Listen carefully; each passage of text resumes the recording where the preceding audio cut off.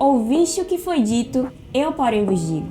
Essa é uma das frases mais famosas de Jesus, indicando que nem tudo que aprendemos como verdade da fé representa de fato a vontade de Deus. É por isso que precisamos sempre submeter os nossos conceitos religiosos à Bíblia, única fonte confiável para fundamentar as nossas doutrinas. Pensando nisso, a Igreja Batista em Coqueiral oferece o programa Trocando os Óculos. Nele, o pastor José Marcos faz uma exposição objetiva, bíblica e profunda de um conceito repassado ao longo da tradição em confronto com o que de fato o texto bíblico diz. O programa Trocando os Óculos vai ao ar de segunda a sexta, das 9h30 às 10 da manhã, pela Dimensão FM 98.1, para as pessoas que estão em Recife, e também uma vez por semana pelo canal do YouTube IB Coqueiral. Se você está assistindo pelo nosso canal de YouTube, não se esqueça de deixar o seu like, assinar a nossa página e ativar o sininho, pois isso fará com que esse conteúdo chegue a mais pessoas e você ainda receberá um aviso sempre que houver um episódio novo. Fique agora com mais um episódio de Trocando os Óculos. E aí?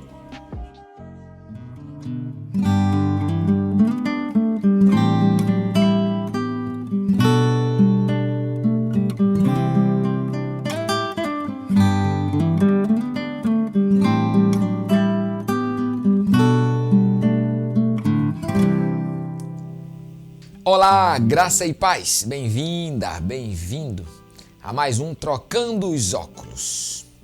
Os óculos da religiosidade nos dizem assim: muita oração, muito poder, pouca oração, pouco poder. Será que isso é uma verdade bíblica? Há poder na oração? Pois bem, vamos fazer algumas reflexões sobre isto. Mas de antemão eu já te digo que a oração não tem poder. Não há poder na oração. Na verdade, ninguém nem nada neste mundo tem poder. Só um tem poder. E o poder pertence a Deus. Deus é poder. Tudo que... E aí eu posso até refazer um pouco o que eu acabei de dizer, mas tudo que tem poder não o tem, mas apenas o detém. Deixa eu explicar o que é que eu quero dizer com isso. Vamos supor que eu tenha o poder agora de olhar o texto bíblico, ler o texto bíblico e interpretar o texto bíblico. É um poder, mas ele não é meu. Eu posso ter uma cegueira, eu posso ter um Alzheimer em determinado momento da minha vida e esse poder vai embora. Eu posso ter o poder de dizer agora à noite vou comer fora, mas necessariamente possa haver um momento que nem comer eu possa. Então todo o poder que está sobre nós é passageiro. Só um tem o verdadeiro poder, porque só um é o poder, e é Deus. Deus é o poder. O resto, todos têm o poder. O poder da luz sobre a terra não é da terra, é do sol. O poder do sol iluminar não é do sol, um dia vai se esvair. Só um tem poder. Então a oração não tem poder. Nem a oração por si só pode fazer nada. Portanto, muita oração, muito poder, pouca oração, pouco poder. Fazer uma relação entre oração e poder é muito mais do campo da nossa religiosidade do que do campo da espiritualidade bíblica e do campo da lógica. Eu quero ler um texto para você de uma época que o povo orava muito, mas não tinha poder. Isaías, capítulo 1, versículo 10 em diante. O texto é muito emblemático. Diz assim, eu vou ler na Bíblia na linguagem de hoje, que é essa que está sob minhas mãos, que diz: autoridades de Jerusalém, escutem o que o Senhor está dizendo. Moradores da cidade, deem atenção aos ensinamentos do nosso Deus. O Senhor diz: eu não quero todos esses sacrifícios que vocês me oferecem. Eu estou farto dos bodes e dos animais gordos queimados no altar. Estou enjoado do sangue de touros novos. Não quero mais carneiros nem cabritos. Quando vocês vêm até a minha presença, quem foi que impediu todo este corre-corre nos pátios do meu templo. Não adianta nada me trazerem ofertas vãs. Eu odeio o incenso que vocês queimam. Não suporto as festas de lua nova, os sábados e as outras festas religiosas, pois os pecados de vocês estragam tudo isso. As festas da lua nova e os outros dias santos me enchem de nojo. Já estou cansado de suportá-los. Interessante que em outra versão, a versão Almeida, Revista e Atualizada, fala exatamente da oração. Não? Deixa eu me ver aqui se eu acho que eu estou com a Bíblia aberta também aqui, versículo 10. Versículo 15. Por isso, quando vocês estendem as mãos, escondo de vocês o meu rosto, e ainda que multipliquem as vossas orações, eu não as ouvirei, porque as vossas mãos estão cheias de sangue. Olha aqui, um exemplo claro de muita oração e pouco poder. Isaías capítulo 1, versículo 15. Deixa eu ver como é que diz. Diz aqui, é porque eu parei no versículo 14, mas na nova tradução na linguagem de hoje, eu só li até o 14, o 15 diz: quando vocês levantam as mãos para orar, eu não olharei para vocês. Ainda que orem muito, eu não os ouvirei. Interessante aqui. Aqui é um exemplo claro de muita oração e pouco poder. O poder não está na oração. O poder não está na oração. Quando a gente entende muita oração, muito poder, talvez haja aí, e aí são óculos bons de nós trocarmos, talvez haja aí, nesta crença de que a multiplicação das orações consiste na multiplicação do poder, o aumento das orações consiste no aumento do poder, talvez isso esteja em resquícios de uma espiritualidade meramente religiosa, como dançar para o Deus da chuva, para que haja chuva, como sacrificar crianças para que a miséria se acabe, como outras expressões religiosas comuns fazem, como aumentar a qualidade dos sacrifícios para mover o braço da divindade até nós. Isto é resquício de uma espiritualidade meramente religiosa. O Senhor não se move por amuletos religiosos. O Senhor não se move por estratégias religiosas. A oração pela oração não tem o poder necessariamente. Agora, tem outro texto muito interessante que a gente usa muito para falar desta categoria do poder da oração, e este texto é o texto de Tiago. Tiago, capítulo 5, versículo 16, diz: confessai as vossas culpas uns aos outros e orai uns pelos outros para que vocês sejam curados. E aí o texto termina no versículo 16 de Tiago 5, dizendo: porque a oração feita por um justo tem muito poder. Repare aqui, nós temos o texto de Isaías, principalmente no versículo 15 de Isaías 1, quando diz: quando vocês levantarem as mãos para orar, eu não ouvirei vocês, ainda que orem muito, eu não ouvirei vocês, mostrando para nós que muita oração não é sinônimo de muito poder. E aqui no versículo 16 de Tiago, a gente tem a expressão que a oração pode muito em seus efeitos, mas repare que o texto diz: a oração do justo pode muito em seus efeitos. Então, peraí. Então, nós estamos agora achando uma fonte que move o coração de Deus. E não é a oração. A oração é um meio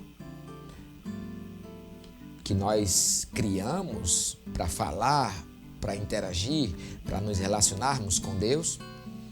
Mas o que move o coração de Deus são os atos de justiça. O que é um justo? O que é um justo? O justo é um crente? O justo é um religioso batista? O justo é um assembleiano fervoroso? O que é um justo? Uma justa. Uma justa é uma mulher de joelho encaliçado, que não perde um círculo de oração. Um justo é um homem que tem cargos na igreja e decora versículos bíblicos e prega todos os as semanas, o que é um justo? Ora, o que é uma justa? Uma pessoa justa é uma pessoa cujos atos promovem justiça. Então não vamos religiosizar o conceito de justiça para a gente não religiosizar o poder de Deus.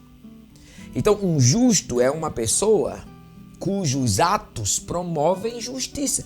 Isto é a definição mais elementar.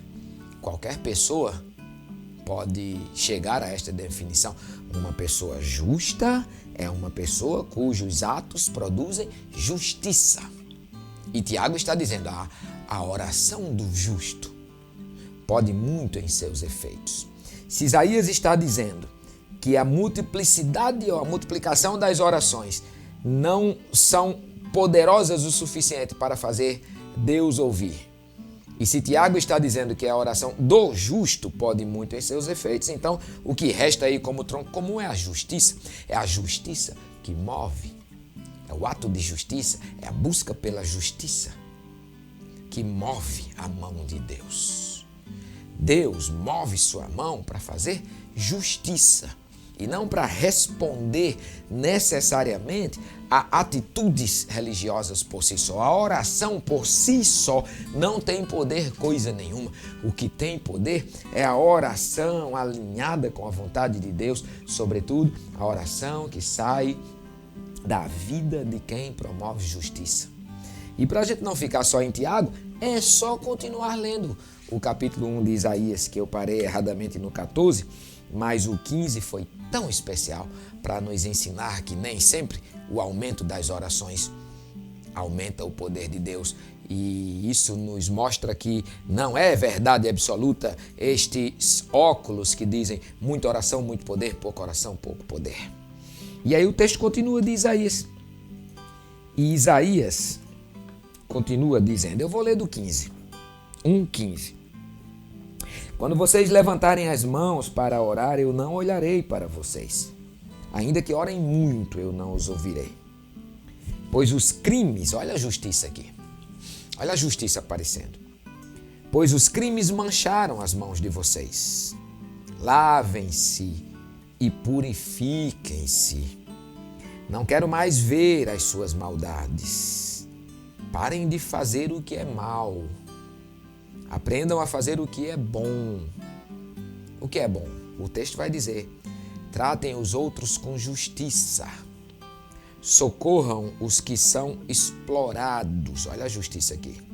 Defendam os direitos dos órfãos. Olha a justiça aqui. Protejam as viúvas. Interessante a dança desse texto. Ele começa no versículo 10, falando de uma religiosidade perfeita, mas que inclusive multiplicava orações, mas que não é acompanhada de justiça. Os versículos 15, 16 e 17, metade do 15, 16 e 17 todo, chamam o povo para serem promotores de justiça. Chama o povo para ser promotor de justiça. Como Tiago disse, a oração do justo pode muito em seus efeitos. E olha a continuidade, versículo 18. Aí o Senhor diz, venham cá, vamos discutir este assunto. Os seus pecados os deixaram manchados de vermelho escuro. Mas eu os lavarei e vocês ficarão brancos como a neve, brancos como a lã. Se forem humildes e me obedecerem, vocês comerão das coisas boas que a terra produz. Mas se forem rebeldes e desobedientes, serão mortos na guerra. Eu, o Senhor, falei. Então repare, o que move o poder de Deus é uma vida alinhada com a justiça de Deus. Portanto, aí sim, aí eu posso dizer,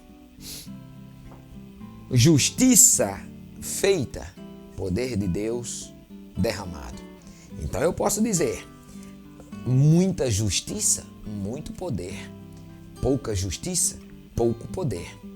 Porque o poder de Deus se opera na vida daqueles e daquelas pessoas e comunidades e cidades e países que lutam pela justiça, que buscam a justiça, que são, muitas vezes até, como disse Jesus no Sermão do Monte, perseguidos por causa da justiça.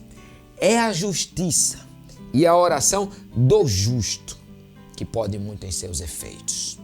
O Senhor não é um ente religioso. Deus não é divindade. Divindade, sim, ela é alimentada pelas atitudes da religiosidade. Eu quero pedir que a divindade da religiosidade X me dê a bênção Y. Existe um menu para isso. Você vai fazer o sacrifício assim, assim e assado. A divindade vai ficar feliz com o sacrifício, vai se agradar do sacrifício e aí te responde. Qual é o sacrifício que Deus pede de nós? É sacrifício de justiça. Quando Saul, salvo engano, sacrificou a Deus e buscou fazer a vontade de Deus pelo viés religioso, Samuel disse, não, você está enganado. Misericórdia quero e não sacrifício. Deus não é divindade para se alimentar de atitudes religiosas. Então tem muita gente achando que a multiplicação das orações vão mover as intenções de Deus. Deus sabe de tudo. Deus não é menino. Deus não brinca. Deus conhece tudo. Deus não se move por aumento de seja qual for expressão de nossa religiosidade. Agora, a oração do justo, mesmo sendo pequenininha, aí ela é ouvida naturalmente por Deus. Havia um rei que ele era justo em Judá.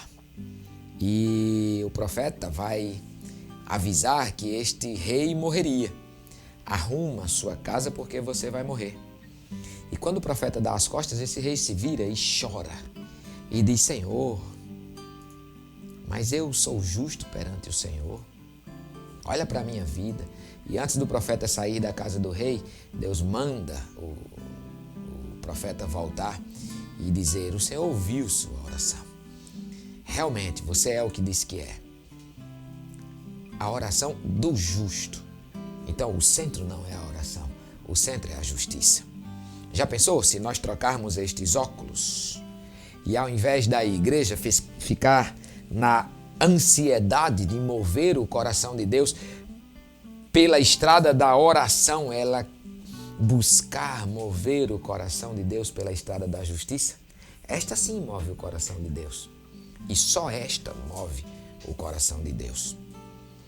Se a igreja, trocando esses óculos, e aqui fica o desafio para nós, trocando esses óculos, passasse tanto tempo promovendo justiça, quanto tempo ela passa orando, a gente ia ver o mover de Deus.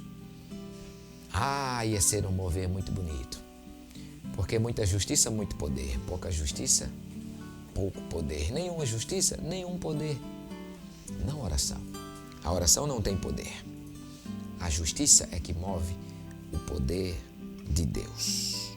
Justiça.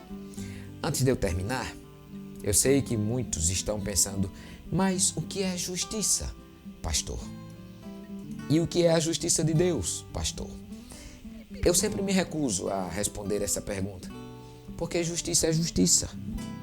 Isaías está dizendo, olha, há órfãos que estão abandonados, há viúvas que estão desprezadas. Hoje há uma multidão de pessoas empobrecidas. Essa semana eu vi uma reportagem que depois que você compra uma cesta básica digna, sobra R$60 de um salário mínimo. Isso é injustiça. Injustiça é injustiça. Passei na rua e tinha um homem catando lixo para comer. Isso não é justo. Isso não é justo. E eu posso até teorizar e dizer, mas este sujeito procurou essa vida, mas este camarada está bebendo, mas é injusto. Ninguém tem que procurar comida no lixo, nenhum animal tem que procurar comida no lixo. Aliás, é injusto ter comida no lixo, já é injusto com a quantidade de famintos que nós temos. Então, justiça é justiça. Se a igreja... E aqui eu estou falando de Isaías 1, o que Deus disse, não é nem o que Zé Marcos está dizendo. Se a igreja, ao invés de se preocuparem em multiplicar suas orações, se preocuparem em multiplicar seus atos de justiça, nós vamos ver o poder de Deus. Vamos trocar estes óculos para que Deus nos abençoe de verdade. Deus te abençoe.